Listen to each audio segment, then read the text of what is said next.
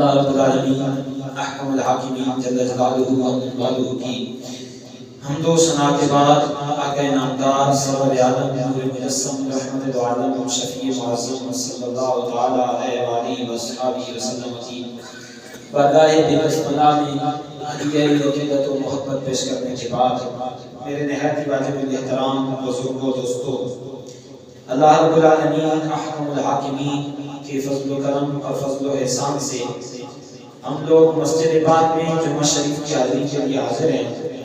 ہم دعا کرتے ہیں کہ مالک کائنات ہماری یہ بابرکت حاضری اپنی بارگاہ قدوسیت کے اندر قبول فرمائے، اور جو چند گزارشات اس مبارک وقت میں کی جائیں مالک کائنات ہم سب کو اس پہ عمل کی توفیق عطا فرمائے۔ آج کا ہمارا موضوع گفتگو کا یہ سود کا حرام ہونا یا سود اللہ سے جنگ ہے، اسی کے اوپر قرآن مجید سے اور احادیث طیبہ سے مختصر وقت میں جو چند گزارشات میں عرض کر رہا ہوں اسی حوالے سے عرض کرنے کی کوشش کر رہا ہوں۔ قرآن مجید کے اندر اور عربی لغت کے اندر سود یہ ربا کو کہا جاتا ہے۔ ربا کا لغوی معنی یہ زیادتی اضافہ ہے۔ مثلا کوئی بندہ کسی کو کوئی بھی چیز دیتا ہے، بدلے میں اس چیز سے زیادہ دینے کی کوشش کرتا ہے یا کہتا ہے مجھے اس سے جو میں نے تجھے دیا ہے اس کا زیادہ دو یا دگنا دو یا اس سے کچھ زیادہ دو، تو یہ جو اوپر زیادہ آ رہا ہے اس کو ربا کہا جاتا ہے۔ لغت عرب کے اندر معنوی حوالے سے جو کچھ بھی اس اصل سے ہٹ کے زیادہ دیا جا رہا ہے وہ اوپر والا سود کہلائے گا۔ اور عرب معاشرے کے اندر جہالت کے دور کے اندر یہ بات عام رائج تھی، ہر بندہ اس بات کو جانتا تھا، اور اس دور کے اندر ظلمن سے زیادہ ہوتا تھا، ظلمن ہوتا تھا۔ یہ مثلا کوئی بندہ غریب ہے، غریب نے اپنی بچی کی شادی کرنی ہے، بچوں کی شادی کرنی ہے، مکان بنانا ہے، گھر کی ضروریات زندگی پوری نہیں ہو رہی، وہ کسی بھی امیر کے دروازے پہ جاتا ہے۔ اس دور کے بڑیرے شاہی نظام تھا، ملک سسٹم تھا سارا، کسی بھی بڑیرے کے دربار میں جاتا ہے، اس کے درگاہ میں جاتا ہے، اس کے دروازے پہ جاتا ہے، اسے کہتا ہے بھائی مجھے قرضہ دو، میری اتنی ضرورت ہے، میں نے شادی کرنی ہے، میں نے مکان بنانا ہے، گھر میں کھانے کے لیے کچھ نہیں ہے، اس کے لیے مجھے کچھ چیز دو۔ وہ دیتے تھے لیکن اس شرط دیتے تھے کہ بھائی اگر سال کے بعد تم نے ہمیں دینا ہے تو 100 کے بدلے میں 150 واپس دینا ہوگا، اگر بھائی 2 سال کے بعد دینا ہے تو 100 کے بدلے میں تم نے ہمیں 200 واپس دینا ہوگا۔ یہ ان کی کھلی عام ہر ایک کو یہ بات پتہ کی تھی کہ میں فلاں کے پاس جا رہا ہوں، فلاں سے یہ میں نے چیز لینی ہے اور بدلے میں نے اس سے اتنا دینا ہے۔ اور بعض اوقات ایسے بھی ہوتا تھا، مثلا کوئی بندہ کوئی کسی سے چیز خریدتا ہے، مثلا وہ جانوروں کا دور تھا، زمانہ تھا، اس دور کے اندر گائے، بکری، اونٹ، ان چیزوں کی خرید و فروخت ہوتی تھی۔ کوئی بندہ اگر کسی کے پاس جاتا ہے کہ مجھے اونٹ ضرورت ہے، اونٹ میں نے خریدنا ہے، اب اونٹ کی قیمت اگر ہے 10,000 درہم یا 10,000 روپیہ اس دور کی، آج تو لاکھوں میں بکتے ہیں، اس دور کی، بھئی میرے پاس 10,000 روپیہ ہے نہیں، یہ 10,000 روپیہ میں آپ کو 1 سال کے بعد دوں گا۔ اب وہ جو بیچنے والا آدمی ہوتا، جو مالک ہوتا، وہ کہتا بھئی اگر واقعی میں 10,000 کا دے رہا ہے اور ادھار پہ دے رہا ہے، 1 سال کے بعد اس کی قیمت دے گا، تو یہ ہے 10,000 کا، لیکن جو ادھار لے رہا ہے اس ادھار کی وجہ سے تو مجھے 11,000 بقایا دے گا، 11,000 واپس مجھے دے گا۔ یہ ان کا عام رواج تھا۔ اور اگر پھر سال گزرنے کے بعد بھی اس بندے کے پاس جس نے اونٹ خریدا ہے اپنا 10,000 پورا نہیں کر سکا، مزید مہلت مانگتا ہے، میعاد مانگتا ہے، بھائی میرے پاس ابھی یہ پیسے پورے نہیں ہوئے ہیں، میں چاہتا ہوں کہ میری مدت بڑھا دو، میعاد بڑھا دو، جو مالک ہوتا وہ میعاد بھی بڑھا دیتا، ساتھ میں سود بھی بڑھا دیتا۔ پہلے 11,000 دینا ہوتا تھا، اب بھائی اگر کوئی 6 مہینے دیتا ہے، پورے سال کا وقفہ دیتا ہے، میعاد دیتا ہے، تو مزید 2,000 میں تیرے اوپر قرضہ بڑھا رہا ہوں۔ لیا 10,000 کا تھا، ابھی پیسے دیے نہیں ہیں، ابھی وہ اپنا پہلے والا قرض نہیں اتار سکا، 3,000 اوپر سے اور اس کے اوپر ذمہ پڑ جاتا ہے۔ تو یہ ان کی ایک عام رسم تھی، ہر بندہ ایسے جانتا تھا اور ہر بندے کو یہ پتہ بھی ہوتا تھا کہ میں نے بھائی دینا ہے، اور یوں کرتے کرتے سود اتنا چڑھ جاتا تھا کہ اصل قیمت سے زیادہ سود ہو جاتا تھا، اصل قیمت سے زیادہ سود ہو جاتا تھا۔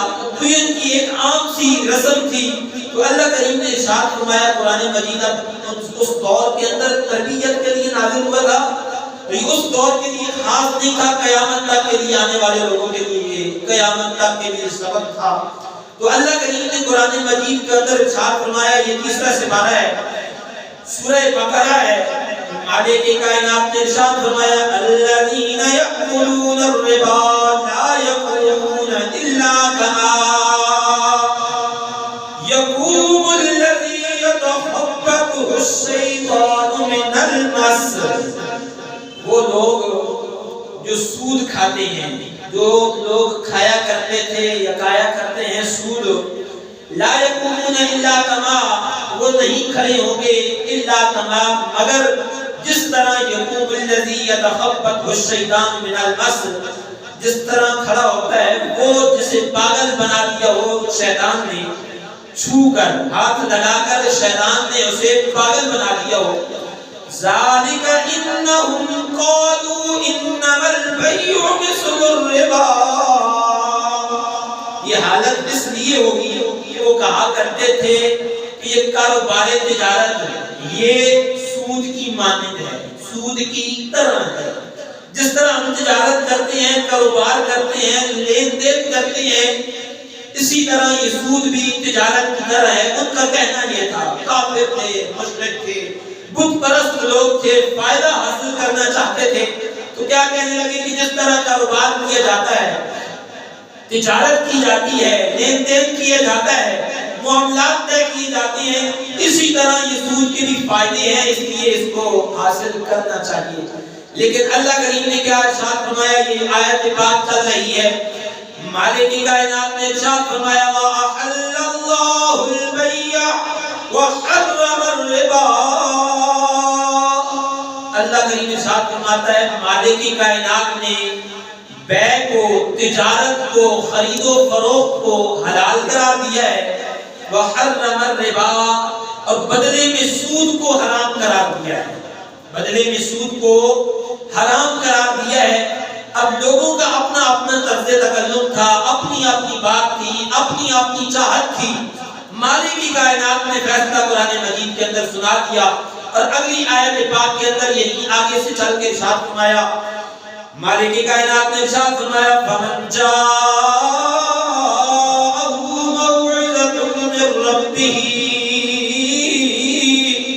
فَانْتَهَىٰ فَلَهُ مَا سَلَفَ، بس جس کے پاس آئی نصیحت اپنے رب کی طرف سے، اسے ڈرایا گیا، اس کے پاس پیغام آ گیا اس کے رب کا، تو وہ سود کھانے سے رک گیا، وہ آدمی مان گیا بھائی مالک کی کائنات کا حکم آ گیا ہے، اب اس کے بعد میرا جتنا بھی لین دین ہے، جتنے بھی میرے تعلقات ہیں، جتنے بھی میرے معاملات ہیں، اگر اس کے اندر سود آتا ہے تو میں نہیں کھاؤں گا، نہیں لوں گا، اپنی اصل قیمت ہی لوں گا۔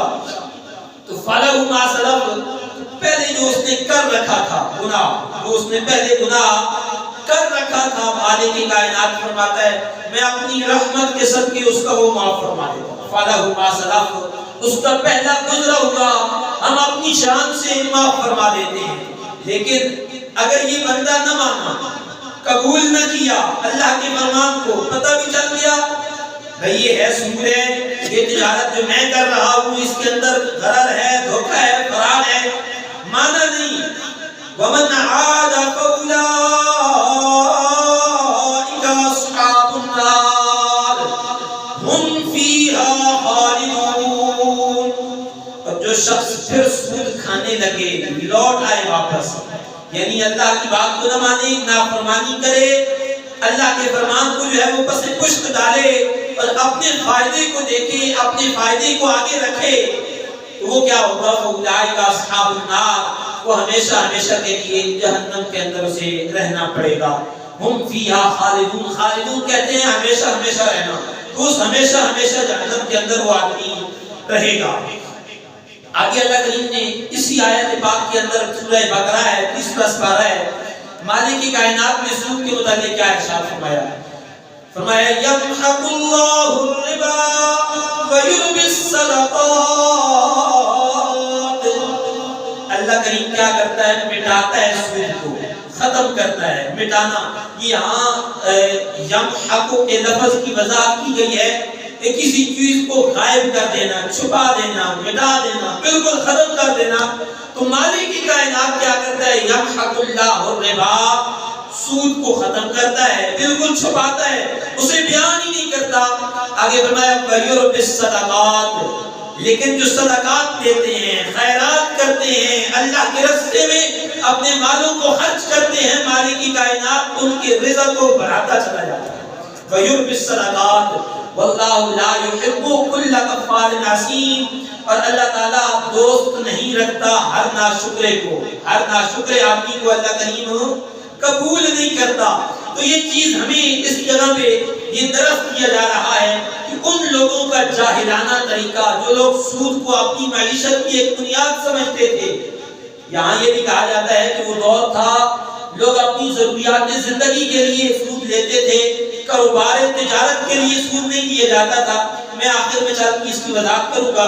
یہاں میں آخری آیت پاک یہاں سے پڑھنے لگا ہوں، یہ 3 سپارہ ایک آیت چھوڑ کے اللہ کریم نے ارشاد فرمایا کہ جو آدمی ان باتوں کے پتہ چلنے کے بعد پھر بھی سود کی لذت کے اندر اپنے آپ کو گزارتا رہتا ہے، مالک کی کائنات نے ارشاد فرمایا فَإِن لَّمْ تَفْعَلُوا فَأْذَنُوا بِحَرْبٍ مِّنَ اللَّهِ وَرَسُولِهِ فَإِن تُبْتُمْ فَلَكُمْ رُءُوسُ أَمْوَالِكُمْ لَا تَظْلِمُونَ وَلَا تُظْلَمُونَ۔ فَإِن لَّمْ تَفْعَلُوا، اور اگر تم نے ایسا نہ کیا، یعنی سود کھانے سے نہ رکے یا سودی معاملات کو چھوڑ نہ دیا، تو کیا ہوگا؟ فَأْذَنُوا بِحَرْبٍ مِّنَ اللَّهِ، تو اعلان جنگ سن لو اللہ اور اس کے رسول کی طرف سے۔ اب اللہ اور اللہ کا رسول اعلان جنگ کر رہا ہے ان لوگوں کے لیے جو آدمی سود کی زندگی گزار رہا ہے، مالی حوالے سے، معاشی حوالے سے۔ وہ چاہتا ہے کہ میری مستحکم بنیاد یہاں سے کھڑی ہو۔ مالک کی کائنات فرماتا ہے کہ میں اللہ اور اللہ کا رسول اس کے ساتھ اعلان جنگ کرتا ہوں۔ تم فَلَكُمْ رُءُوسُ أَمْوَالِكُمْ، اور اگر تم توبہ کر لو تو تمہیں مل جائیں گے اصل مال۔ پھر بندہ اگر توبہ کر لیتا ہے، چھوڑ دیتا ہے، میں پیچھے عرض کر چکا ہوں پچھلے سارے مالک کی کائنات معاف فرما دیتا ہے۔ تمہارا اصل مال جو تم نے لگا رکھا ہے وہ اپنا نکال لو، اور یہ مال اصل مال نکالنے کی بھی اجازت موجود ہے۔ فَلَكُمْ رُءُوسُ أَمْوَالِكُمْ لَا تَظْلِمُونَ وَلَا تُظْلَمُونَ، نہ تم ظلم کیا کرو نہ تمہارے اوپر ظلم ہوگا، نہ کیا جائے گا، نہ تم خود کیا کرو۔ یہ بات کہی بھی جاتی ہے کہ تم رحم کرو زمین والوں پر، آسمان کا مالک تمہارے اوپر رحم کرے گا۔ تو یہ ایک ظلمت چیز ہے کہ انسان اگر اس کھاتے کے اندر آتا ہے یا کوشش کرتا ہے تو مالک کی کائنات نے اس کے لیے اعلان جنگ بھی فرما دیا ہے۔ اب میں آیت پاک عرض کرنے لگا ہوں، یہ 4 سپارہ ہے اور یہ سورہ آل عمران ہے۔ اللہ کریم نے اس آیت پاک کے اندر عربوں کا ایک اور مقولہ یا عربوں کی ایک اور چیز کو بیان کیا ہے اور ان کے ایک طریقے کو بیان کیا ہے۔ یہ بھی بات سمجھنے والی ہے۔ ان لوگوں کا طریقہ کار یہ تھا کہ ایک آدمی نے کسی کو ادھار دیا، قرض دیا، قرض کے بدلے میں وہ چاہتے ہیں کہ میں نے بھائی تمہیں 1000 دیا ہے، بدلے میں تم مجھے 2000 دو گے، میں نے تمہیں 2000 دیا ہے، بدلے میں تم مجھے 4000 دو گے۔ اسی طرح دگنا سے چگنا، چگنا سے 8 گنا زیادہ لے کر وہ سود کھایا کرتے تھے۔ بالکل ہو بہو انہی کی اس بات کو مالک کی کائنات نے قرآن مجید کے اندر ارشاد فرمایا۔ مالک کی کائنات نے ارشاد فرمایا یا ایھا الذین آمنوا لا تأکلوا الربا اضعافا مضاعفا، اے ایمان والو نہ کھاؤ سود دگنا سے چگنا کر کے، واتقوا اللہ لعلکم تفلحون، ڈرتے رہو اللہ سے تاکہ تم فلاح پا جاؤ. وَاتَّقُوا النَّارَ الَّتِي أُعِدَّتْ لِلْكَافِرِينَ. بچو اس آگ سے جو تیار کی گئی ہے کافروں کے لیے. اب یہ آگ جہنم کی خالصتاً کافروں کے لیے تیار کی گئی ہے، لیکن اگر مسلمان ان کافروں جیسے کرتوت کریں گے، کام کریں گے، ان جیسا مال کما کے کھائیں گے، وَاتَّقُوا النَّارَ الَّتِي، یہاں یہی فرمایا گیا بچو اس آگ سے اُعِدَّتْ لِلْكَافِرِينَ جو کافروں کے لیے تیار کر رکھی ہے. اگر مسلمان اس آگ کے اندر گرتا ہے یا گرنے کی خود کوشش کرتا ہے تو پھر اس مسلمان کے اوپر بھی افسوس ہے. اسے مسلمان کو بھی سمجھنا چاہیے کہ کس طرح کی زندگی ہے جس سے رب نے روکا ہے، مسلمان کرنے کی کوشش کرتا ہے. وَاتَّقُوا النَّارَ الَّتِي أُعِدَّتْ لِلْكَافِرِينَ. آگے ارشاد فرما دیا ایک جملے کے اندر سارا خلاصہ بیان کر دیا. وَأَطِيعُوا اللَّهَ وَالرَّسُولَ لَعَلَّكُمْ تُرْحَمُونَ. اللہ اور اللہ کے رسول کی اطاعت کرو تاکہ تمہارے اوپر رحم کیا جائے.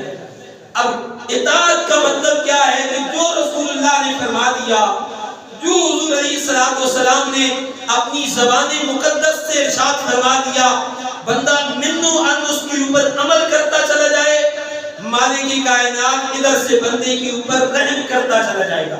اب اس رحم کا اگر مفہوم اور مقصود دیکھا جائے، مالک کائنات کم کے اندر، تھوڑے کے اندر برکتیں عطا فرما دیتا ہے. ہوتا تھوڑا ہے لیکن وہ زیادہ اس طرح لگتا ہے کہ بندے کو کسی قسم کی کوئی پریشانی نہیں آتی ہے، برکتیں آ جاتی ہیں. یہی اصل رحم کا مفہوم ہے، تاکہ لعلکم ترحمون تمہارے اوپر رحم کیا جائے. تو ہمیں بھی اپنی ذات کے اوپر خود رحم کرنے کی کوشش کرنی چاہیے. اگر ہم خود رحم نہیں کریں گے تو مالک کائنات نہیں رحم فرمائے گا. بندے کو اپنی ذات کے اوپر خود رحم کی کوشش کرنی چاہیے. یہ مسلم شریف کی ایک حدیث پاک کے تحت ایک بات عرض کرتا ہوں. میں عرض کیا ہے کہ یہاں پہ اعتراض کیا کیا جاتا ہے سود کے حوالے سے. ابھی آج کل کے دور میں بینکوں کی جو صورتحال ہے، بینکوں کا ایک اعتراض میں نے عرض کیا ہے کہ اس دور کے اندر جب یہ آیت پاک یہ قرآن مجید نازل ہو رہا تھا تو اس دور کے اندر لوگ مجبوری کے تحت سود لیا کرتے تھے. بندہ پریشان ہے، بیمار ہے، پریشانی آئی ہے تو پریشانی کی حالت میں بندہ کسی غریب کے پاس، امیر کے پاس جائے گا، اسے کہے گا کہ بھائی مجھے سود دو یا مجھے قرضہ دو. وہ بندہ ظلم کرتا آگے امیر اس غریب کے اوپر اور پھر اس سے پیسے لیتا بدلے میں. یہ وہ دور تھا. تو یہ بھائی ابھی اعتراض یہ کیا جاتا ہے کہ قرآن مجید کے اندر اس دور کی بات کی گئی ہے، ابھی اس دور کے اندر یہ لاگو نہیں ہوتا. آج کی صورتحال بھائی بینکوں کے اندر یہ ہوتی ہے کہ بندہ کوئی بھی بینک کے پاس آتا ہے قرضہ لینے کے لیے، بینک والے اسے قرضہ دیتے ہیں. اب یہ غریب آدمی نہیں ہے، متوسط درمیانے درجے کا آدمی ہے. یہ آدمی بینک سے پیسے لے کے کاروبار کرے گا، تجارت کرے گا. اس نے ایک کارخانہ 10 لاکھ میں بینک سے قرضہ لے کے بنایا. اب اس کی تجارت کے اندر اسے فائدہ ہوا، بڑھوتری ہوئی، اس نے دوسرا کارخانہ لگا لیا، اس نے پھر تیسرا لگا لیا، چوتھا لگا لیا. اس نے اپنی جو ہے وہ کاروبار تجارت بڑھانا شروع کر دیا ہے. اب یہ اس کے ساتھ اس بندے قرضہ لینے والے کو بھی فائدہ ہے، لوگوں کو بھی فائدہ ہے، بینک کو بھی فائدہ ہے. اگر اس سارے فائدے کے اندر بینک نے اگر 5, 6 یا 7% سود رکھ دیا ہے تو اس کے اندر کوئی قباحت نہیں ہے. یہ اعتراض کیا جاتا ہے. دوسرا اعتراض اس کے اوپر یہ کیا جاتا ہے کہ ایک بندہ اگر بینک کے اندر آج سے 15 یا 20 سال پہلے 100 روپیہ رکھتا ہے، آج سے 15 یا 20 سال پہلے 100 روپے کی ہم 2 کلو چینی بھی خرید سکتے تھے، 1 پایا پتی بھی خرید سکتے تھے، گڑ بھی خرید سکتے تھے. ضروریات زندگی کے جملہ سامان ایک ہفتے کا ہم 100 روپے میں خرید سکتے تھے. لیکن آج کے دور میں آج کے دن 100 روپے کی ہم پوری 1 کلو چینی بھی نہیں خرید سکتے. بینک والے اعتراض یہ کرتے ہیں دن بدن پیسے کی قدر قیمت گھٹتی جا رہی ہے. اس قیمت کو برقرار رکھنے کے لیے، پورا رکھنے کے لیے، کسی کو نقصان نہ ہو اس نقصان کو پورا کرنے کے لیے یہ بینک اپنی طرف سے لوگوں کو سود دیتا ہے، جو کہ بالکل فائدہ مند ہے، بالکل جائز ہے، جائز صورتحال ہے. یہاں اس کا جواب قرآن مجید مجید نے کیا دیا ہے یا احادیث طیبہ نے کیا دیا ہے؟ سب سے پہلی بات میں اس حوالے سے یہ عرض کروں گا، قرآن مجید نے جہاں بھی سود کا ذکر کیا ہے، کہیں کسی کے فائدے کو نہیں بیان کیا، کہیں کسی کے نقصان کو نہیں بیان کیا، کہیں کسی کی امیری کو نہیں دیکھا، کہیں کسی کی غریبی کو نہیں دیکھا، بلکہ مطلقاً ارشاد فرما دیا وَأَحَلَّ اللَّهُ الْبَيْعَ وَحَرَّمَ الرِّبَا، اللہ کریم نے تجارت، خرید و فروخت، بیع کو جائز قرار دیا اور جتنی صورتیں اس سود کی بنتی ہیں سب کو حرام قرار دے دیا، چاہے اس میں کسی کا فائدہ ہے، چاہے اس میں کسی کا نفع ہے، چاہے اس کے اندر کتنے نقصانات یا فائدے آ رہے ہیں۔ تو یہ چیز پہلی قرآن مجید نے مطلقاً سود کو حرام دیا ہے، کہیں کسی کی اونچ نیچ کو، فائدے، غربت، امیری کو نہیں دیکھا گیا ہے۔ دوسری بات اس کے اندر یہ دیکھنی چاہیے، ہم لوگ فائدہ دیکھتے ہیں زیادہ نہیں بلکہ صرف فائدہ دیکھتے ہیں، نقصان کی طرف جانے کے لیے ہم لوگ تیار ہی نہیں ہوتے۔ بندہ مومن کامل وہ ہے جو اپنے مادی نفع و نقصان کو چھوڑ کر اپنے ایمان کے اوپر نظر کرتا ہے، دیکھتا ہے کہ یہاں میرے رب کا فرمان کیا ہے، یہاں میرے مصطفیٰ کا فرمان کیا ہے۔ اس فرمان کے سامنے اگر نقصان ہوتا ہے تو نقصان بھی قبول ہے، اگر فائدہ ہوتا ہے تو فائدہ بھی قبول ہے۔ سب سے مقدم، سب سے پہلے اللہ کا فرمان ہے یا رسول اللہ کا فرمان ہے۔ اور اس کے اندر تیسری بات جو انہوں نے لکھی ہے حدیث پاک کی وضاحت کے اندر، وہ لکھتے ہیں کہ یہاں یہ بات بھی ذہن میں رکھیں کہ اصل چیز جو بینک کے اندر پیسے جمع کروائے جاتے ہیں اس کی صورتحال یہ ہے کہ بینک اپنے پاس بغیر کسی شرط کے رکھ لیتا ہے پیسے، بدلے میں اگر کسی نے 10 لاکھ رکھوایا ہے تو اس ماہانہ اسے 10,000 ملتا رہتا ہے، بدلے میں اگر کسی نے کچھ زیادہ رکھوائے ہیں تو بدلے میں اس کے مطابق ملتے رہتے ہیں۔ صورتحال یہ ہونی چاہیے کہ شرعی بنیادوں پر، ہم نے شریعت کو پڑھا نہیں ہے، شرعی بنیادوں پر اگر شراکت داری کی جائے، مداربہ کیا جائے اور بینک اپنے شرعی قانونوں کے تحت وہ پیسہ لگانے والے کا آگے کمپنیوں کے اندر جو ہے وہ لگائے، کاروبار کرے، تجارت کرے، اور پھر اس میں سے جتنا منافع آئے نسبت کے حساب سے، فیصد کے حساب سے جو اس کا بنتا ہے، 5% بنتا ہے، 6% بنتا ہے، اس کو دیتا رہے، تو یہ جائز صورتحال ہے جو کہ کی جا سکتی ہے، لیکن ہم اس کے لیے جانے کے لیے تیار نہیں ہیں۔ تو یہ اصل چیز کی طرف، اس کے لیے ایک بہترین حل یہ ہے کہ ہم لوگ خود کاروبار کریں، بینکوں سے کاروبار نہ کروائیں۔ بینکوں میں پیسے رکھوانے کے لیے اپنے پیسے یا رکھوائیں تو صرف امانتاً رکھوائیں، ان سے اوپر ملنے والی رقم کو وصول نہ کریں۔ یہاں تک مفتیان کرام نے لکھا ہے کہ اگر بندہ بینک کے اندر پنشن بھی اس کی آ رہی ہے اور اس کو اوپر ملتا ہے، یا جس طرح عموماً بندہ کوئی ریٹائر ہو رہا ہوتا ہے، ریٹائرمنٹ کے بعد اس کو جو ہے وہ اپنی پنشن کے حساب سے اوپر سے کچھ ملتا ہے، جتنا پتہ ہوتا ہے ریٹائرمنٹ والوں کو۔ مفتیان کرام نے لکھا ہے کہ اس ریٹائرمنٹ کے بعد اس کو اوپر سے مل رہا ہے، اگر وہ عام لوگوں کے لیے باتھ روم بھی بنا دے اس پیسے سے تو یہاں پھر بھی اسے ثواب نہیں ملے گا، اسے پھر بھی اس پیسے سے لگائے ہوئے جس نے عام لوگوں کے لیے باتھ روم بنائے ہیں اس پیسے کا بھی اسے ثواب نہیں ملے گا، چاہے جائے کہ اسے مسجد کی اینٹوں کے اندر لگایا جائے یا مسجد کی صفوں کے اندر لگایا جائے۔ یہ بات بھی ذہن کے اندر رکھنی چاہیے۔ اس صورتحال کے اندر جتنی چیزیں آتی ہیں، یہ انشورنس ہے، اسٹیٹ لائف ہے، بیمہ پالیسیاں ہیں، جتنی بھی قسم کی پالیسیاں آج کل ہو رہی ہیں، یہ ساری شرعی اعتبار سے ناجائز ہیں۔ اب مفتیان کرام کی یہ شرعی ذمہ داری ہوتی ہے کہ اگر کوئی چیز غلط طریقے سے چل رہی ہے تو اس کا جائز حل بھی پیش کیا جائے، اس کا جائز حل بھی پیش کیا جائے۔ جائز حل اس کے اندر یہ ان کا توڑ اسٹیٹ لائف، انشورنس، بیمہ پالیسی وغیرہ کا ایک توڑ انہوں نے دیا ہے مفتیان کرام نے، جس کے شرعیہ بورڈ کے چیئرمین مفتی منیب الرحمان صاحب ہیں، زیدہ مجدود چیئرمین روایت حلال کمیٹی بھی رہے ہیں، کچھ عرصہ، کافی عرصہ رہے ہیں۔ انہوں نے اس کا مد مقابل دیا ہے داؤد فیملی تکافل، پورے شرعی طور پر ہر ایک حوالے سے کنٹرول خود کر رہے ہیں اور اس کو خود چلا رہے ہیں۔ اس کا طریقہ کار انہی طریقوں پہ ہے، لیکن شرعاً اس کی کچھ شرطیں ایسی ہیں جس کی وجہ سے اس کو انہوں نے جائز قرار دیا ہے اور ہم اس کی طرف لوگوں کو میں عرض بھی کروں گا کہ اگر آپ نے سٹیٹ لائف کر رکھی ہے یا انشورنس کر رکھی ہے یا بیمہ پالیسی اس کے زمرے میں کر رکھی ہے تو اس کو ختم کر کے اس چیز کی طرف آئیں جو شرعاً جائز ہے. اس کے اوپر بندہ بنیادی طور پر دیکھے کہ کس چیز کی جو ہے وہ تعریف کیسی ہے, سود کے زمرے میں آتی ہے یا سود کے زمرے میں اس کی تعریف نہیں آتی ہے. عموماً بنیادی طور پر فرق ہوتا ہے, لیکن ہر ایک کے پاس الگ الگ قسم کے فتوے موجود ہوتے ہیں. آج کل کے دور کے اندر فتوے پیسوں سے مل جاتے ہیں, دین بک رہا ہے تو فتوے کاغذ کے اوپر لکھ کر بیچنا یہ کون سا مشکل ہوتا ہے. تو اس لیے جب بھی کوئی کاروبار کریں یا بینک کے اندر کوئی صورتحال ہو تو پہلے اس کے بارے میں تعلیمی حوالے سے, شرعی حوالے سے ایسی معلومات, ایسی بنیاد لینا آپ کا فرض اور حق بنتا ہے جس کے اوپر آپ کا جو ہے وہ اگر حساب و کتاب ہوتا ہے تو پھر وہ آپ کے حساب کرنا بڑا مشکل ہو جاتا ہے قیامت کے دن.